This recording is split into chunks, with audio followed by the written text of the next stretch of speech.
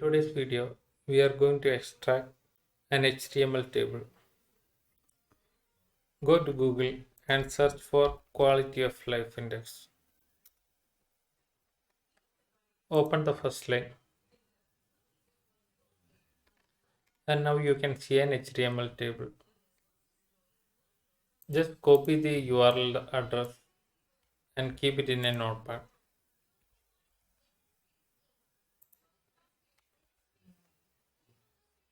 And close the web browser. Just open UiPath and start a new process. Just give a meaningful name. I'm just giving extract QLI.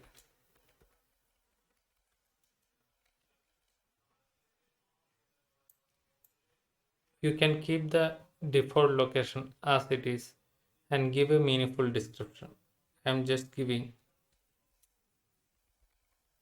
extract quality of life index data. You can keep the language as VB and click on create. Click on open main workflow. As soon as it opens, you need to ensure that you have properly connected to the cloud service. If you look at the right side corner, then you can see a green button. So it means that I have connected to the orchestrated cloud service.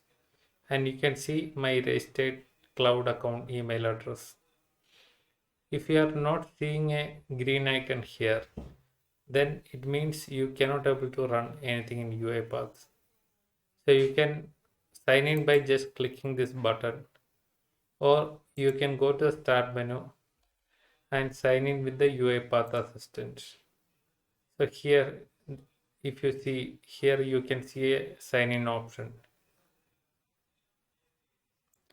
Since I am already connected, I am not going to connect again. So if you are not seeing a green button, then you need to connect, then you should be proceed with the next steps. This time, instead of a sequence, we are going to proceed with a flowchart. Go to the design tab, click on new and click on flowchart. Give a meaningful name. I'm just giving extract QLI. You can keep the location as it is and click on create. Now you can see there is a start button appear on top of the flowchart. Next step is we have copied our URL address into a notepad. You can copy this URL address and we are going to create a variable. Just select the flowchart and click on the variable tab. And here you can see a create variable option. So we are going to define a variable for the URL address. Just click here and create a new variable. I am creating site URL. You can keep the variable type as string and you can limit the variable scope for the entire flowchart. Under the VB expression, you can give the website address within double quotes. Once you define the variable, you can close the variable tab by clicking on the same variable button.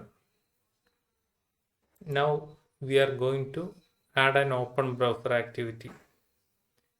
Go to the activities tab and search for open. You can drag and drop this open browser activity to the flowchart. You can drag and drop and hold the mouse button and release when you see a downward arrow on top of the flowchart under the start button. So I'm just going to release my mouse button so that it automatically attaches to the start button. And once you drag an activity, it is better to give a proper description. I'm just giving open quality of life index web page.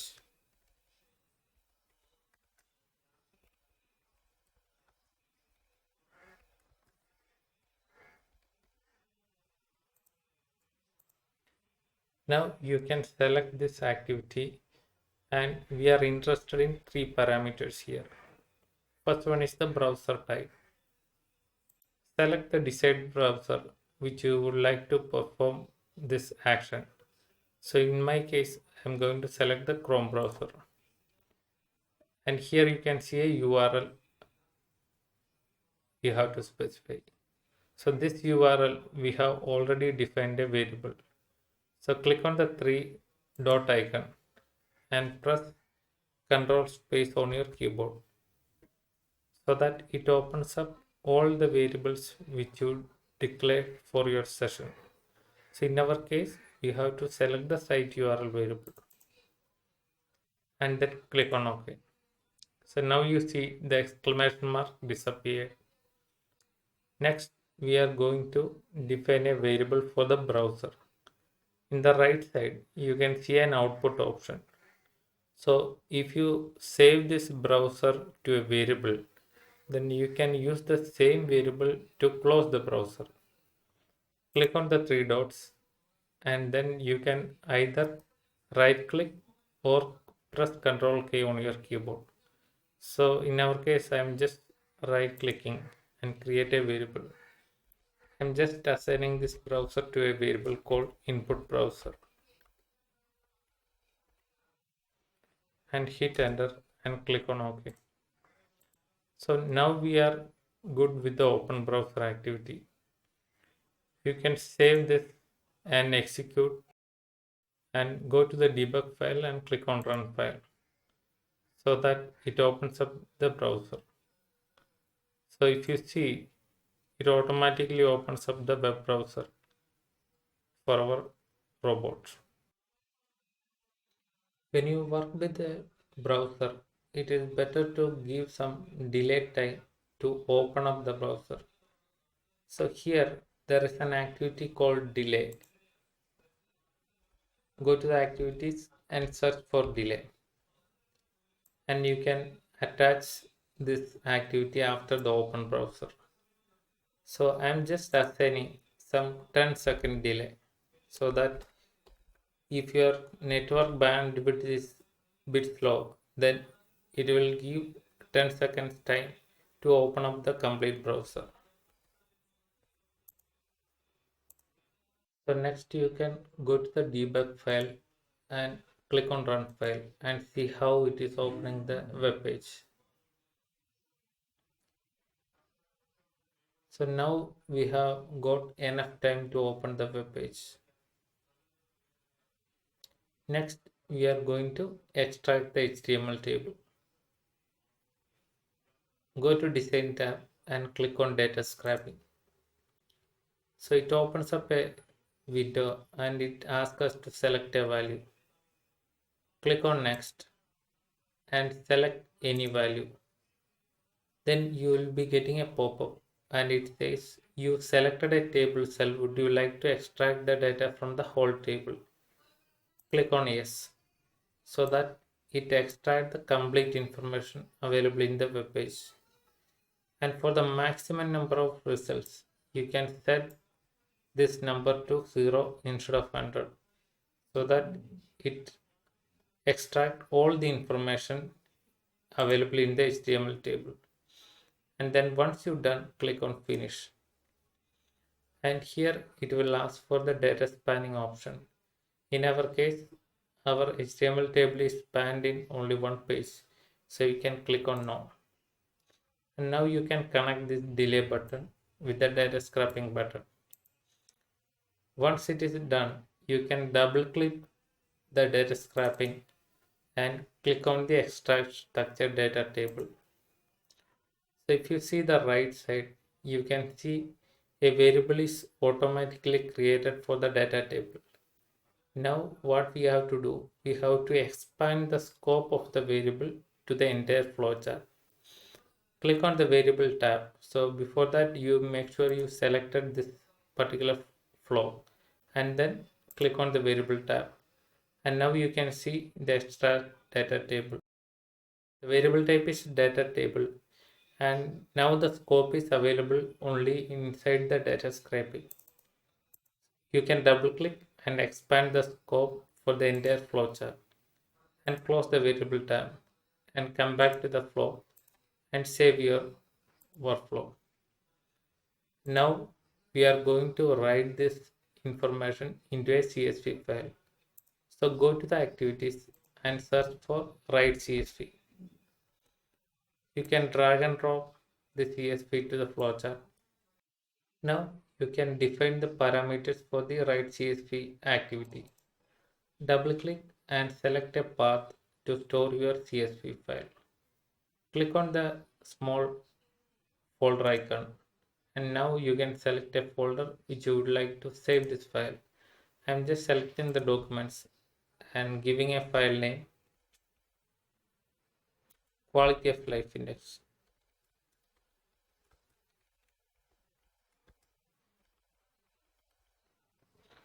Click on save and in the right from you can select the table which you would like to output to a CSV file. I'm just pressing Control plus spacebar on my keyboard. and then select the table and then you can close the activity. So now if you see the exclamation mark is disappeared and then you can save the workflow and then finally we are going to close the browser. So you can see a close tab appearing under the UI automation browser option. Just drag and drop to the flowchart window and now you can see a browser option. Click on the three dot icon and press Ctrl space. So here you need to select the browser variable which you declared earlier. I'm just selecting input browser and click on OK and click on save. So you can close the web browser and now what we are going to do, we are running the entire flowchart and make sure we are getting the data in the right form. Go to debug file and click on run file.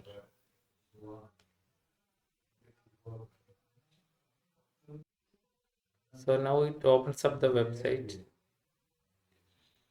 Once the process is completed, that will close the complete browser and it automatically come back to the UI paths. Now you can go to the folder and see whether we have the right data.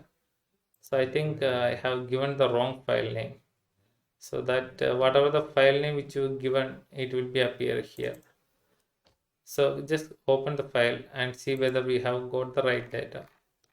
So we have around 82 number of records. So I think we are good and now you can close. And next week we will continue this learning and by learning new things we are exploring more options on UI paths.